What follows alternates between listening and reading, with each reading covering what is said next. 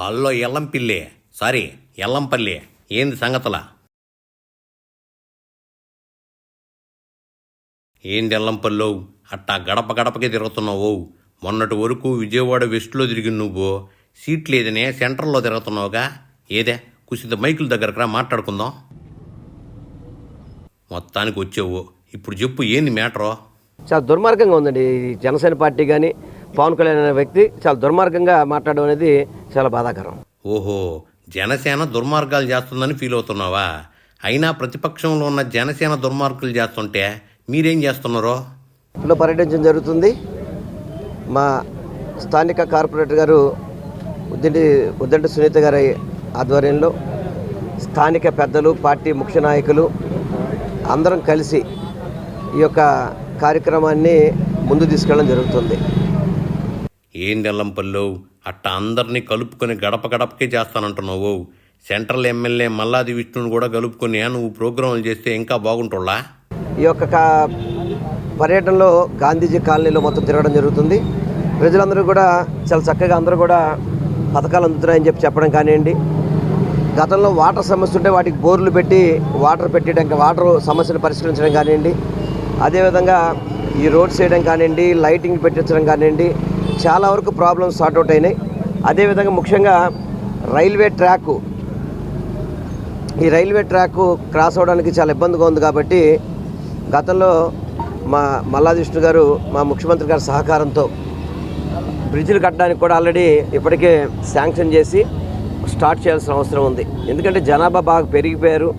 ఈ గేట్లు వేయడం వల్ల విపరీతంగా ట్రాఫిక్ జామ్ అవుతుంది, అందరూ కూడా టైం ఇబ్బంది అవుతుందని చెప్పడంతో గౌరవ ముఖ్యమంత్రి గారు కూడా పెద్ద మనసు చేసుకొని ₹1,00,00,000 నిధులు విడుదల చేసి ఈ బ్రిడ్జిలు కడతానికి కూడా శాంక్షన్ చేయడం కూడా జరిగింది. అది కొద్ది రోజుల్లోనే వర్క్ కూడా స్టార్ట్ అవుతుంది. ఎన్నికలు ఇంకో 30 రోజుల్లో పెట్టుకునే పనులు ఇప్పుడు స్టార్ట్ చేస్తామంటారు. ఏంది పనులు మొదలు పెట్టకుండా ఇన్నాళ్ళు ఏం చేస్తున్నారో? అతనికి ఏమాత్రం కూడా జ్ఞానం లేదు. ఎందుకంటే గతంలో వాలంటీర్ల గురించి ఏం మాట్లాడాడో మనకు తెలుసు. వాలంటీర్లు ఇంట్లోకి వచ్చి ఆడవాళ్ళని ఉమెన్ ట్రాపింగ్ చేస్తున్నారు, ఇక్కడి నుంచి ఆడవాళ్ళని ఎత్తుకెళ్ళిపోతున్నారని చెప్పిన దుర్మార్గుడు పవన్ కళ్యాణ్. మళ్ళీ ఈరోజు నేను అలా మాట్లాడలేదే, వాలంటీర్లు బాగా సేవ చేస్తున్నారని చెప్పని మాట మార్చిన వ్యక్తి కూడా పవన్ కళ్యాణే.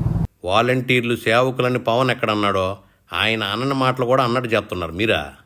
మళ్ళీ ఇప్పుడు ఇంకొక కొత్త రాగం పల్లాడు అనమాట. ఇక్కడి నుంచి డేటా తీసుకెళ్తున్నాడండి. ఏమయ్యా మీ దత్త తండ్రి చంద్రబాబు నాయుడు స్వయంగా తెలుగుదేశం కండవాలు కప్పుకొని మీకు వాళ్ళ ఇంటికి వెళ్ళి సర్వే చేసి ఓటీపీ నెంబర్ అడుగుతుంటే నీ కళ్ళు పోయినాయా?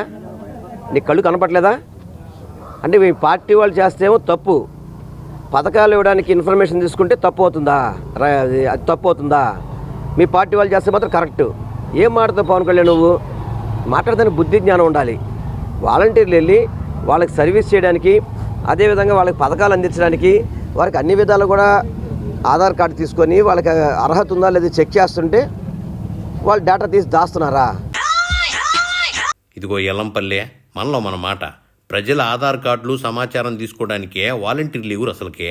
మీ చంద్రబాబు నాయుడు ఏమో పార్టీ కార్యకర్తలు వెళ్ళి ఓటీపీ నెంబర్ అడుగుతుంటే కూడా అది కరెక్టా? ఏం మాట్లాడతావు పవన్ కళ్యాణ్? నీకు అసలుకి బుద్ధి జ్ఞానం ఏమైనా ఉందా? అసలుకి ఏమన్నా బుద్ధి జ్ఞానం ఉంటే నువ్వు ఇటువంటి మాటలు మాట్లాడవు. బుద్ధి జ్ఞానం పవన్కి లేదని అంటున్నావో? అవి లేకుండా బూతులు తిట్టేది ఎవరో మాకు తెలీదా ఏంది?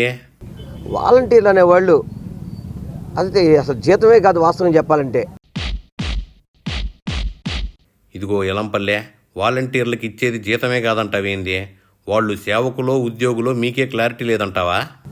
అటువంటి వ్యక్తులు 1వ తారీఖులో అవాతాతలకి పెన్షన్ ఇవ్వడం కానివ్వండి, పథకాలన్నిటి కూడా వాళ్ళకి అందించే విధంగా పనిచేస్తుంటే వాళ్ళని ఎందుకే నీకు వాలంటీర్ మీద అంత కోపం ఎందుకు నాకు అర్థం కావట్లేదు. ఏం చేశారు వాళ్ళు? వాలంటీర్లు ఏం చేశారని అట్టా అమాయకంగా అడగతావేందమ్మా? వాళ్ళు చేయని అరాచకాలు ఏమైనా ఉన్నాయా? నీకు ఈ రాష్ట్రంలో మంచి జరిగితే చూడలేవు, ఈ రాష్ట్రంలో ప్రజలు సుఖంగా ఉంటే చూడలేవు. పెరిగిన ధరలో దొరకని ఇసుకతో ఏపీ ప్రజలు అల్లాడుతుంటే నువ్వేంది ప్రజలు సుఖంగా ఉన్నారని చెప్తున్నావో? మీ వైకాపా వాళ్లే ప్రజలు అనుకునే ఇట్టా సుఖంగా ఉన్నారని చెప్తున్నావా ఏందే? నీకల్లా సంతోషంగా చంద్రబాబు ఉంటే మాత్రం సంతోషంగా ఉంటే చాలు తప్ప మిగతా వాళ్ళు ఎవరు సంతోషంగా ఉన్న చూడలేని వ్యక్తి రాష్ట్రంలో పవన్ కళ్యాణ్. అటువంటి పవన్ కళ్యాణ్ ఒకసారి ఏమో అన్న అంటాడు, ఒకసారి నేను అనలేదు అంటాడు. ఒకసారి చంద్రబాబు మంచోడు అంటాడు, ఒకసారి చంద్రబాబు దొంగ అంటాడు, ఒకసారి మోడీ గారేమో పాచిపల్లి లడ్డూలు అంటాడు, మళ్ళీ ఈరోజు బంగారపు లడ్డూలు అంటాడు. అసలు మాటకు నిలకడ ఉన్న వ్యక్తేనా? మీరు కూడా ఒకప్పుడు షర్మిలని పొగిడి ఇప్పుడు తిడతల్లా. రాజకీయాల్లో శాశ్వత మిత్రులు శాశ్వత శత్రువులు ఎవరు ఉండరులే. రాజకీయాల్లో పనికొచ్చేవాడు అసలు ఇతను. పవన్ నిజంగా రాజకీయాలకి పనికిరానోడైతే ఎన్నాళ్ళ పాటు పార్టీని ఎటా నడిపించాడో.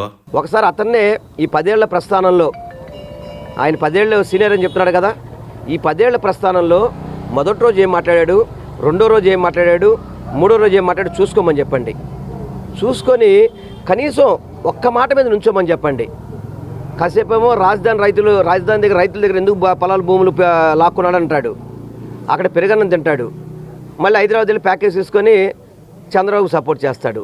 అసలు ఏమైనా ఒక్క మాట మీద నెలకొని ఉన్న వ్యక్తి అతను ఒక నాయకుడు, అతను ఒక పార్టీ. అది ఆ పార్టీని చూసుకొని మనం మాట్లాడుకోవాలా. జనసేన గురించి మనం మాట్లాడుకోవాలా అని అట్టా వ్యంగ్యంగా అంటావేంది?